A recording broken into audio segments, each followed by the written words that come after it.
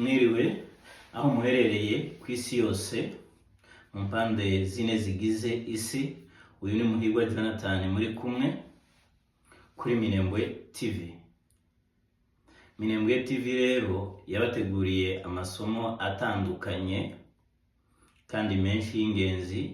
Turasaba abakunzi bacu ndetse n'abifuza kudutera inkunga basubscribinga, banasharinga no kulikinga kugira ngo ibiganiro dutanga bizaza bigera ku bantu bose. Amasomo tuzadutanga ari mu byiciro byinshi, ariko cyane cyane yibanda kuri leadership, aribwo buyobozi, akibanda ku busabane, ariyo relationship, kabimwe mu bice twizera ko bifite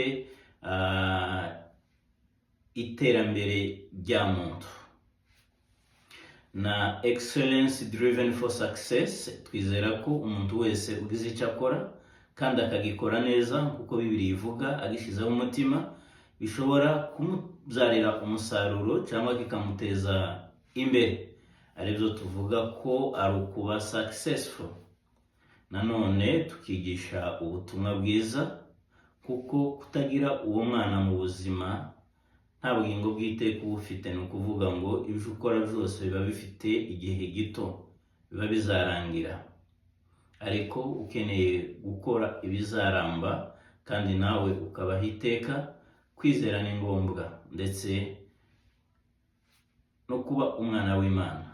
Rero Minembwe TV yabateguriye ayo masomo yose, kandi Minembwe TV igiye kuzoza ibakorera ibiganiro bitandukanye n'abayobozi batandukanye n'abantu bamaze kuba successful mu bice bimwe bigize ubuzima, mu buryo batanga uko bagiye bazamuka, nawe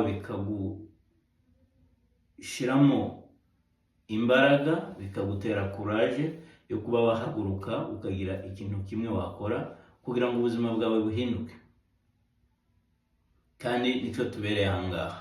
Rero kuri uyu munsi twatekereje kubaganiriza ku isomo ryitwa self control, cyangwa se kwifata. Abantu benshi bashobora kwitiranya na self discipline, nubwo bidasa neza ariko bifitanye isano n'ubusobanuro bwenda gusa, ariko si ibintu bimwe. Wakwibaza ngo ese self control ni iki? Ni ubushobozi cyangwa se imbaraga umuntu yubaka yo kugena intekerezo, iyobora imitekerereze yiwe. Reka tubisubiremo. N'ubushobozi